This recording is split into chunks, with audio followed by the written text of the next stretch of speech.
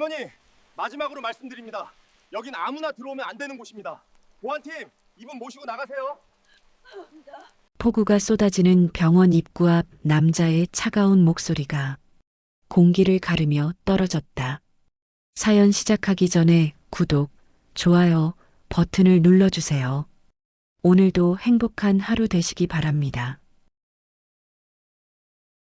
바느질 공방에서 막 나온 듯한 낡은 코트를 걸친 박연희는 비 한가운데 조용히 서 있었다. 젖은 어깨, 떨리는 손, 바닥에 흩어진 가방. 지나던 사람들은 잠깐 표정만 일그러뜨렸을 뿐 아무도 다가오지 않았다. 연희는 허리를 굽혀 빗물에 젖은 가방을 천천히 주워들었다.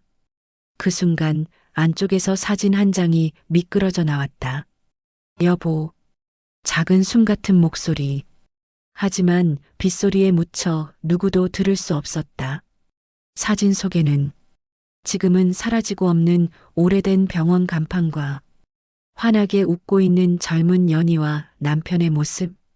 간판에는 또렷하게 적혀 있었다. 세안의료센터. 세상 누구도 이 노인을 기억하지 못했다. 그리고 지금 또 한 번 모욕을 받고 있었다. 그들이 모르는 단 한 가지. 이 여인이 이 거대한 병원의 시작이었다는 사실. 한기훈이 손을 내저으며 말했다. 보안팀, 이분 바로 모시고 나가요. 시간 끌기 싫습니다. 보안 직원 둘이 다가오자 연희는 사진을 가방에 조용히 넣고 천천히 고개를 들었다. 빗물이 얼굴을 타고 줄줄 흘러내리는 가운데 짧지만 단단한 목소리가 입술 사이로 흘러나왔다. 그래요, 여기까지군요. 그 말은 체념이 아니라 긴 세월을 견딘 사람만이 가진 결심의 시작이었다. 보안 직원이 팔을 잡으려는 순간 연희는 손에 든 가방을 더 세게 쥐고 병원 건물을 가만히 바라보았다.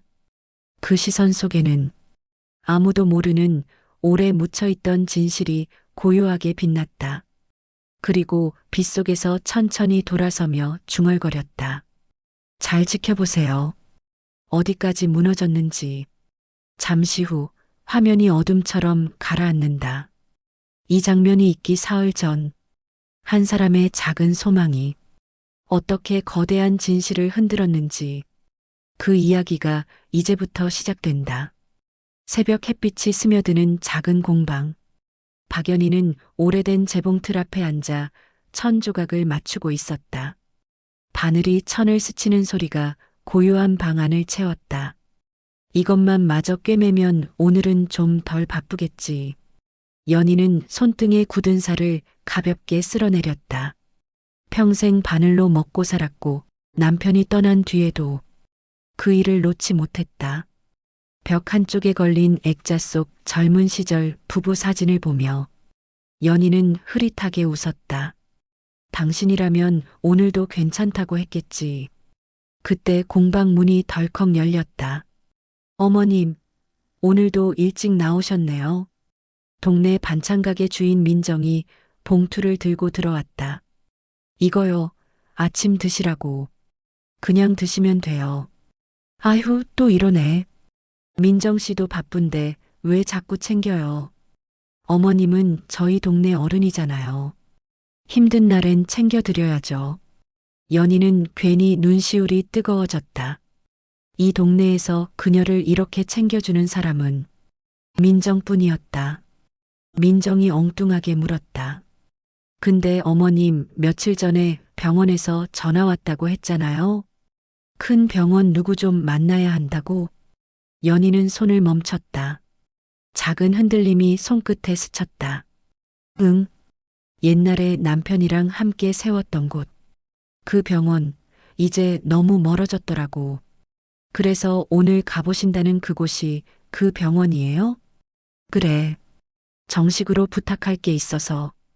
이제는 혼자서라도 정리를 해야지. 민정은 걱정스러운 표정으로 물었다. 근데 큰 병원들은 까다로워요. 어머님 괜찮겠어요? 연희는 조용히 고개를 끄덕였다. 괜찮아. 내가 지켜야 할 게 있어서 그래. 그 말 뒤에는 아직 아무도 모르는 사정이 숨어 있었다. 바늘처럼 가느다랗지만 한번 꽂히면 쉽게 빠지지 않는 기억들. 민정이 돌아간 뒤 연희는 가방을 챙기며 오래된 종이 봉투를 꺼냈다. 봉투 모서리는 닳아 있었고 안에는 여러 해 동안 꺼내지 못한 서류들이 들어 있었다. 그중 한 장을 보며 연희는 깊은 숨을 쉬었다. 이걸 들고 가야겠지. 서류 맨 아래에는 희미하게 남겨진 글씨. 설립자 박연희. 누구에게도 말하지 않았던 사실. 그리고 오늘 그 오래된 비밀을 꺼내들고 그 병원으로 향할 예정이었다. 연희는 낡은 코트를 여미고 천천히 문을 닫았다. 작은 공방의 불이 꺼지자 오래된 실뭉치들만 어둠 속에 남아 마치 연희의 등 뒤를 걱정스럽게 바라보는 듯 서 있었다. 버스 2번을 갈아타고 박연희는 세안 의료재단 본원 앞에 도착했다. 하늘에는 먹구름이 드리워 있었고 바람은 싸늘하게 불어왔다. 어휴, 세월이 이렇게 변했네. 연희는 고개를 들어 병원 건물을 바라보았다. 예전엔 네모난 벽돌 건물에 작은 간판 하나 걸려있던 병원이 지금은 유리벽으로 둘러싸인 기둥 높은 의료센터로 변해 있었다. 문을 지나자 프런트 데스크의 직원들이 일제히 연희의 코트를 훑어보았다. 한 직원이 다가왔다. 어머님, 보호자분은 어디 계세요? 보호자요? 나 혼자 왔는데요. 직원은 잠시 당황한 얼굴을 했다가 곧 표정을 굳혔다. 그럼 어떤 용무로? 재단 이사장님한테 드릴 말씀이 있어요. 오래전에 약속한 일이 하나 있어서요. 직원은 연희를 위아래로 훑었다. 이사장님을요? 어머님, 예약이 없으시면 어려운. 바로 그때 옆에서 누군가 빠르게 걸어오며 직원의 말을 끊었다. 여기 무슨 문제 있습니까? 검은 정장을 입은 남자, 세안의료재단 운영본부장 한기훈이었다. 아무리 나이가 어려도 그의 목소리는 이 병원에서 가장 강했다. 직원이 재빨리 말했다. 본부장님, 이분께서 이사장님 면담을 원하십니다. 기훈은 연희를 바라보았다. 타인의 외모를 판단하는데 익숙한 눈빛이었다. 어디서 오셨습니까? 동네 공방에서 왔습니다. 공방이요? 저희 병원은 누구든 오실 수 있지만요. 이사장님 면담은 아무나 할 수 있는 자리가 아닙니다. 연희는 가방을 꼭 쥐었다. 아무나라니요. 저는 말을 잇기도 전에 기훈이 손을 내저었다. 죄송하지만 이사장님을 뵐 만한 이유가 없으면 돌아가셔야 합니다. 그 말투에는 당신 같은 사람은 안 된다는 뜻이 노골적으로 담겨 있었다. 잠시 뒤 기훈의 비서 한 명이 다가와 서류 몇 장을 건넸다. 본부장님, 이사장님 일정입니다. 기훈이 서류를 펼쳤고 그 사이 연희가 조용히 말했다. 저 여기 서류를 보면 내 이름이 있을 텐데요. 기훈이 코웃음을 쳤다. 어머님이요? 병원 후원자분 명단 말씀하시는 겁니까? 그건 고액 후원자들만. 후원이 아니라 설립 서류요. 기훈의 표정이 살짝 일그러졌다. 설립 서류요? 연희는 가방에서 오랜 세월 간직해온 낡은 봉투를 꺼냈다. 모서리가 까지고 색이 바랜 봉투였다. 여기에 제 이름이 있습니다. 기훈은 받아보지도 않은 채 말했다. 어머님, 이 병원은 30년 넘게 재단에서 운영해 온 곳입니다. 설립 서류라뇨. 어머님이 뭘 착각하시는 것 같습니다. 착각이 아닙니다. 기훈은 직원들을 향해 말했다. 잠깐만 이분 좀 안내해 주세요. 직원이 연희를 회의실로 이끌며 말했다. 어머님, 잠시만 앉아 계세요. 본부장님이 확인하신대요. 연희는 묵묵히 고개를 끄덕였다. 손끝이 차가워졌다. 억지로 뺏기지 않으려고. 봉투를 품에 꽉 안고 들어갔다. 잠시 후 유리문 너머에서 기훈과 직원들의 목소리가 들렸다. 설립자? 말도 안 되는 소리 하지 마. 정신이 좀 흐리신 것 같기도 하고요. 이런 분이 오면 보호자 확인부터 해야 하는 거 아닌가? 그 말들이 유리벽을 뚫고 연희의 가슴으로 깊게 들어왔다. 흐리다니, 정신이 흐리다니. 연희의 두 손이 떨렸다. 평생 억척스럽게 살아오며 단 한 번도 사람을 속인 적 없었고 남편과 함께 정직하게 일궈온 병원이었다. 세월이 흘러 가난해졌다고, 옷이 누더기가 됐다고, 노인이 됐다고, 그 모든 진실이 의심받는 것인가. 그때 회의실 문이 다시 열렸다. 기훈이 냉랭하게 말했다. 어머님, 말씀드렸지만 이사장님은 바쁘십니다. 연희는 입술을 떨며 고개를 들었다. 나 잠깐만이라도 뵙고 싶어요. 어머님, 솔직히 말씀드리면 이사장님께 보여드릴 검토 서류도 없고요. 연희는 봉투를 꺼내 들었다. 여기에. 그러나 기훈은 손을 저으며 말을 끊었다. 그런 오래된 종이는 필요 없습니다. 정식 문서도 아니고요. 그리고 작은 독백이 그의 입에서 흘러나왔다. 왜 이런 분들이 자꾸 오시는지. 보호자도 없이. 그 순간 연희는 마치 등에 차가운 칼날이 꽂히는 듯한 서늘한 감정을 느꼈다. 보호자 없이? 남편이 떠난 뒤 혼자 살아온 세월이 스쳐 지나갔다. 그 세월을 지탱해 준 건 바느질 하나와 남편과 함께 남긴 병원에 대한 기억뿐이었다. 그런 식으로 말하지 마세요. 기훈이 두 눈을 가늘게 뜨며 말했다. 어머님, 목소리 낮추세요. 여긴 공공장소입니다. 연희는 말없이 봉투를 가방에 넣고 일어섰다. 그 순간뿐이었다. 평온은 흔들리고 마음속 깊은 곳에서 작지만 뜨거운 분노가 올라오고 있었다. 그리고 바로 그때 주변에서 누군가 연희를 불렀다. 할머니? 놀란 얼굴의 간호사 지안이 멀리서 달려오고 있었다. 숨을 몰아쉬며 다가온 지안의 눈에는 난감함과 걱정이 뒤섞여 있었다. 할머니, 여기 왜 혼자 오셨어요? 그 한마디, 그 작은 호칭이 연희의 마음에 뜨거운 물결을 일으켰다. 그리고 이때 들려온 의도치 않은 대화 한 토막. 기훈의 목소리였다. 저 노인분 혹시 그분인가? 며칠 전에 말 많았던 유산 사건 관련? 설마요. 그냥 민원 노인 같던데요. 두 사람은 웃으며 지나갔다. 그 말이 조용한 회의실 안에 칼처럼 남았다. 연희는 천천히 눈을 감았다. 이 병원, 남편과 함께 피땀 흘리며 만들었던 곳. 그곳에서 이제 자신은 민원 노인 취급을 받고 있었다. 조금 전까지 지키려 했던 마음 한 조각이 서서히 흔들리기 시작했다. 그리고 그 흔들림은 곧 예상치 못한 방향으로 커져갈 운명이었다. 연희는 간호사 지안의 부축을 받으며 복도로 걸어 나왔다. 지안은 연희의 어깨에 묻은 실밥을 털어주며 말했다. 할머니, 오늘 병원 시스템 점검이 있어서 서류 관련된 건 다 이사장님 쪽에서 직접 다시 확인한대요.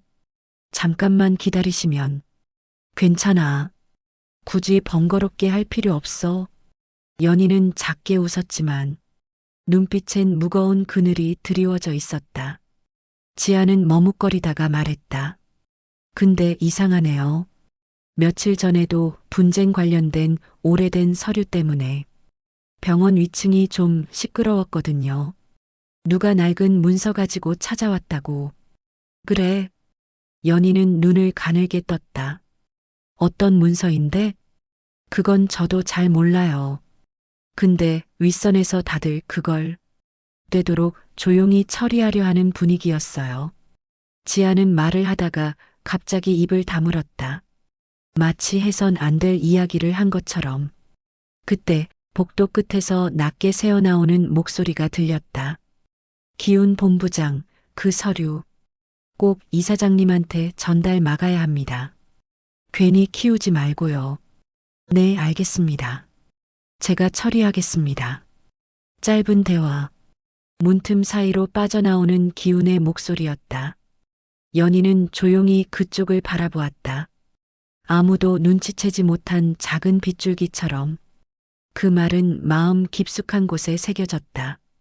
지안이 걱정스레 물었다. 할머니 괜찮으세요? 연희는 고개를 끄덕였다. 응. 이제 뭐가 문제인지 조금 보이네. 그 말은 소리 없이 떨어진 복선이었고 곧 큰 흐름을 뒤흔들 첫 신호였다. 잠시 후 연희는 병원 측 안내에 따라 임시 대기실로 이동했다. 창밖으로는 비가 오기 직전에 회색빛 하늘이 내려앉아 있었다. 할머니, 여기서 조금만 기다리세요. 지안이 따뜻한 차를 건네주었다. 본부장님 쪽에서 문서 확인한다고 했으니까 혹시 연락 오면 제가 먼저 알려드릴게요. 고맙구나. 연희는 차를 두 손으로 감싸쥐었다. 지안이 나가고 난 뒤 대기실은 고요해졌다. 기계 돌아가는 소리만 낮게 울렸다. 그때 복도 쪽에서 작은 말다툼 소리가 들려왔다. 아니, 왜 또 막으라는 거예요? 여자의 날 선 목소리였다. 이사장님이 직접 보시겠다고 했잖아요. 위에서 내려온 지시입니다. 기훈의 차가운 목소리가 뒤따랐다. 그 서류 절대 전달되면 안 됩니다. 근데 이거 설립자 관련 문서라던데요? 오래된 기부자 기록도 있고. 순간 연희의 숨이 멎었다. 그 작은 문장. 설립자 관련 문서. 기훈이 낮은 목소리로 말했다. 그러니까 더 조심해야죠. 괜히 그 박씨 이름 다시 나오면 이사장님 입장에서 곤란해집니다. 그 순간 연희의 심장이 세차게 뛰기 시작했다. 지금 뭐라고 했지? 문틈으로 들려온 또렷한 단어. 박씨 이름은 여기서 끝내야 한다는 뜻입니다. 위에서도 이미 지시 내려왔어요. 혹시 그 박연이라는 분이. 기훈이 말을 끊었다. 어차피 기록도 없고 남은 건 헌 문서 봉투뿐이에요. 그걸로 뭘 증명하겠습니까? 다른 누군가가 들고 와도 부인하면 그만입니다. 잠시 후 두 사람의 발걸음 소리가 멀어졌다. 대기실에 홀로 남은 연희는 두 손을 무릎 위에 올려놓은 채 한동안 움직이지 못했다. 박씨 이름은 여기서 끝내야 한다? 그 말이 가슴속에서 오래 울렸다. 마치 오래 감춰둔 상처 위를 다시 쑤셔대는 것 같았다. 얼마나 시간이 흘렀을까. 조용히 문이 열리고 다급한 표정의 지안이 들어왔다. 할머니, 큰일 났어요. 왜 그러니? 지안은 주변을 살피며 조용히 속삭였다. 본부장님이 할머니 서류 위층에 안 올리고 바로 폐기 요청했답니다. 뭐라고? 저 정말 죄송해요. 제가 들은 건 말도 안 되지만 혹시 할머니가 갖고 오신 서류 정말 중요한 거예요? 연희는 대답하지 못했다. 대신 가방을 열어 오래된 봉투를 꺼내 보였다. 봉투 가장자리엔 세월이 만든 갈라짐이 가득했다. 하지만 그 위에 적힌 이름만큼은 아직도 선명했다. 세안의원 공동 설립자 박연희. 지안은 입을 가리며 숨을 삼켰다. 이걸 왜 병원엔 아무 기록이 없죠? 잊힌 게 아니야. 연희가 천천히 고개를 들었다. 지워진 거지. 그 순간 대기실 문이 갑자기 열렸다. 기훈이 서류 뭉치를 들고 서 있었다. 표정은 짙게 굳어 있었다. 어머님, 잠깐 이야기 좀 하죠. 지안이 본능적으로 연희 앞을 가로막았다. 본부장님, 지금 이 방식은. 기훈은 이미 연희에게 시선을 고정하고 있었다. 어머님, 그 서류 좀 확인해 봐도 되겠습니까? 그 말투에는 조심스러움도 공손함도 없었다. 다만 빼앗아야 한다는 단단한 의지가 깃들어 있었다. 연희는 봉투를 가슴에 안고 말했다. 이거 누가 가져가면 안 돼요. 기운이 낮게 말했다. 그건 병원 측이 확인해야 할 문서입니다. 아니요. 연희의 목소리는 흔들리지 않았다. 이건 내가 지켜야 할 겁니다. 짧은 침묵. 그리고 그 침묵을 깨듯 기운의 입꼬리가 살짝 올라갔다. 하필 오늘 오셨네요, 어머님. 오늘 병원에 누가 오는지 알고 오신 겁니까? 누가 오는데? 기운은 의미심장하게 속삭였다. 세안의료재단의 실질적 운영권을 가진 최도연 이사장님이요. 그분이 오시면 그 문서가 어디로 가야 하는지 한 번에 결정 나겠죠. 그 이름, 연희의 얼굴이 굳어졌다. 최도연, 남편과 함께 병원을 키워주겠다고 했던 사람.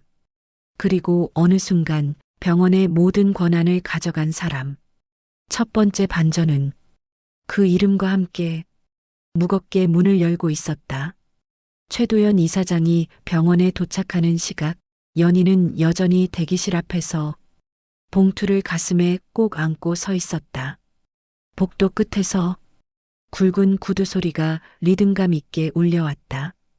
여러 명의 직원들이 바삐 뛰어다니고 임원진이 일렬로 서서 누군가를 기다리고 있었다. 이사장님 오신다. 다들 정렬하세요. 기훈이 급히 넥타이를 고쳐매며 사람들을 정돈했다. 그의 얼굴엔 자신감이 넘쳤다. 어머님, 이제 가시죠. 기훈이 연희에게 다가와 말했다. 이사장님도 오셨으니 그 문서는 공식적으로 회수하겠습니다. 연희는 아무 말 없이 그를 바라만 보았다. 그 눈빛엔 두려움보다 다른 것이 있었다. 기훈이 문서에 손을 뻗으려는 순간 복도에 장례 방송이 울렸다. 세안의료재단 긴급 공지드립니다. 금일 오전 10시 재단 최고 의결권자인 박연희 회장님께서 전 임원진과 전 직원 대상 특별 점검을 시행하십니다. 모든 임직원은 본관 1층 로비로 집결 바랍니다. 모든 이들이 굳어졌다.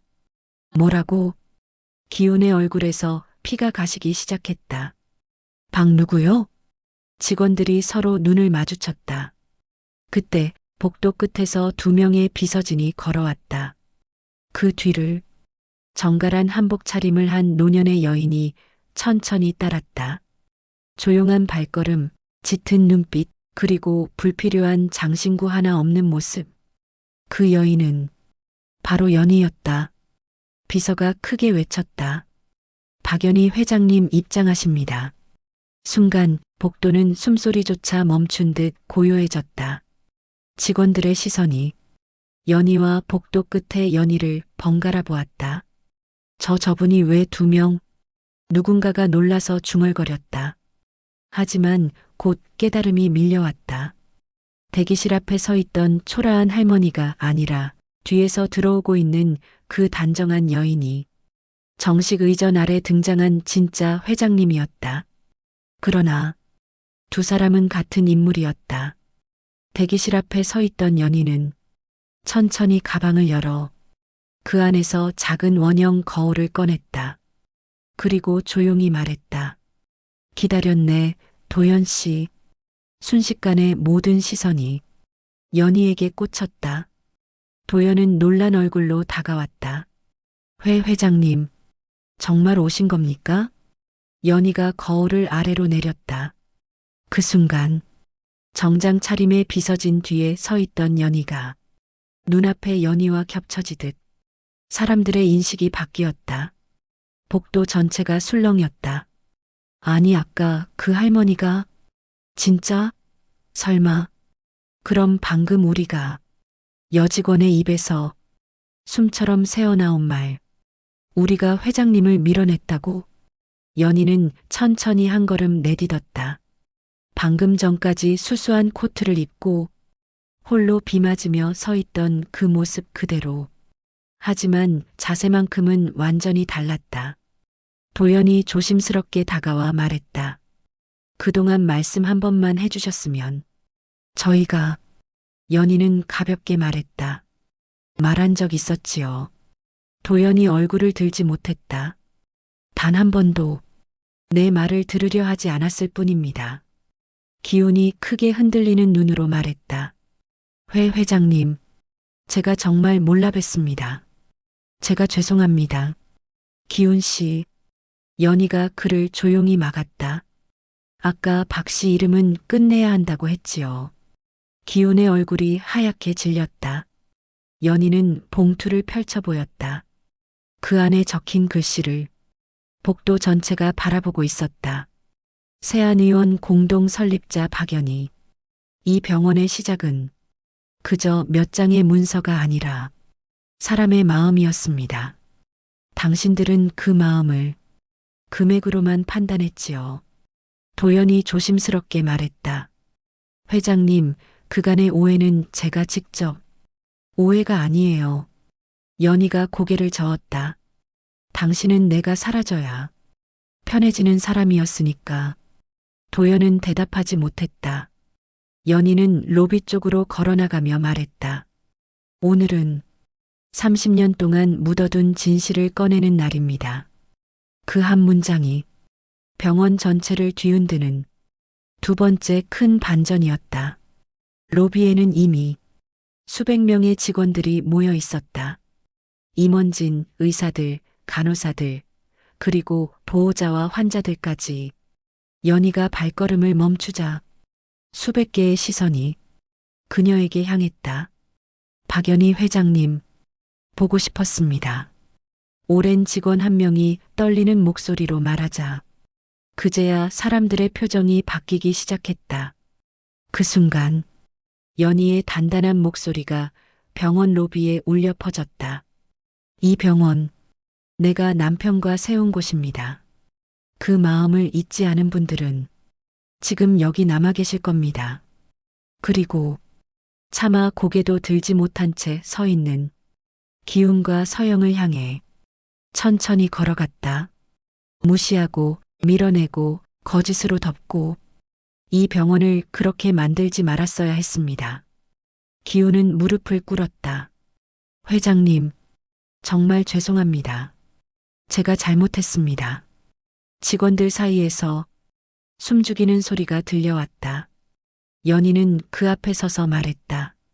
오늘은 벌을 주기 위한 날이 아닙니다. 가르치기 위한 날이지요. 그리고 그 말은 병원 전체를 감싸며 다음 장면으로 이어지는 거대한 파도처럼 밀려갔다. 로비 한가운데 수많은 눈빛이 조용히 연희를 바라보고 있었다. 기훈은 여전히 무릎 꿇은 채 숨조차 크게 쉬지 못하고 있었고 옆에서 서영도 손을 떨며 고개를 숙였다.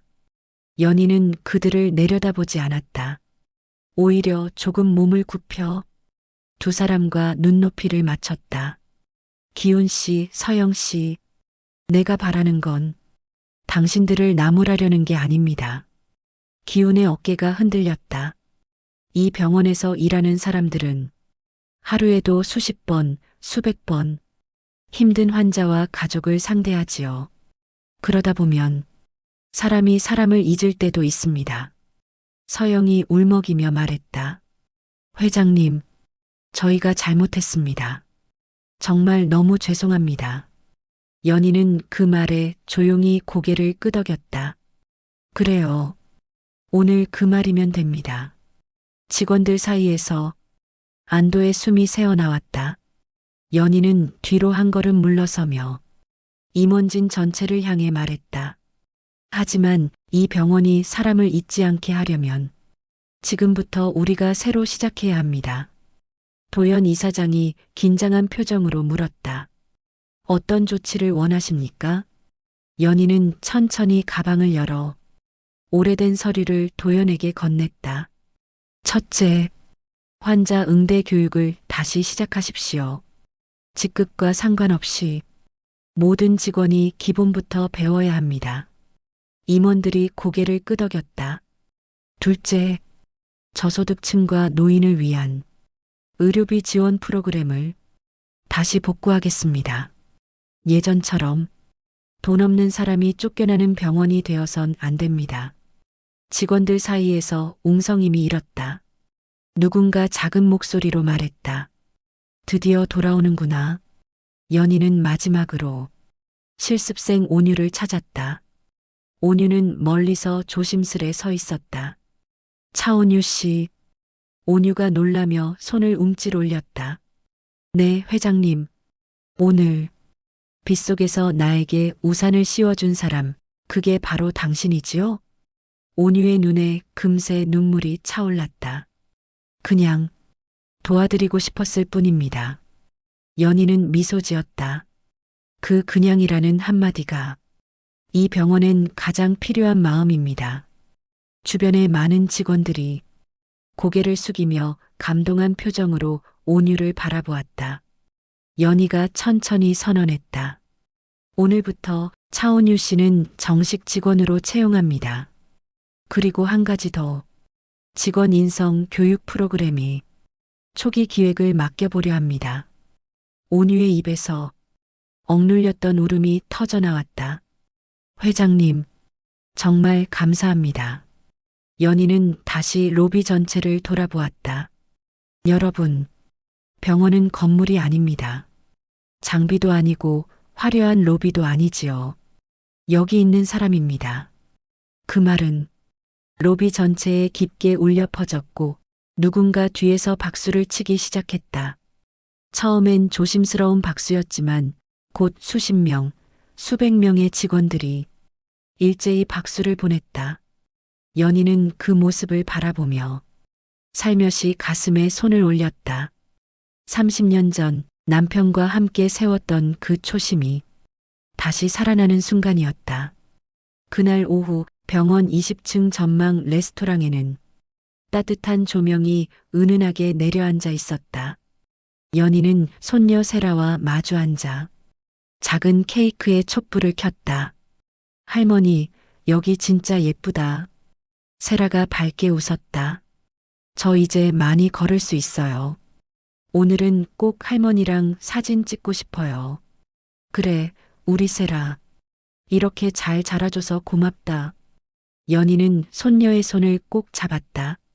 세라의 손은 따뜻했고 그 온기가 오래된 기억들까지 덮어주는 듯했다. 창밖에서는 노을이 병원 건물 위로 천천히 내려앉고 있었다. 붉은 빛이 유리벽에 반사되어 마치 병원 전체가 새로운 색을 입는 것처럼 보였다. 그때 아래쪽 로비에서 익숙한 장면이 눈에 들어왔다. 실습생이었던 온유가 휠체어 환자에게 우산을 씌우며 천천히 바깥으로 안내하고 있었다. 그 모습은 몇 시간 전 연희가 비 맞으며 서 있을 때 온유가 건네준 그 작은 우산과 하나도 다르지 않았다. 연희는 속으로 중얼거렸다. 세상은 아직 따뜻하네. 세라는 고개를 갸웃하며 물었다. 할머니, 뭐라고 하셨어요? 아니야, 그저 보고 싶었던 빛을 다시 본 것 같아서. 연희는 가방 속에 넣어둔 오래된 사진을 꺼내 살며시 바라보았다. 젊은 시절의 자신과 함께 꿈을 꾸던 남편. 여보, 우리 시작한 일 아직 안 끝났어. 사람들이 다시 기억해주기 시작했어.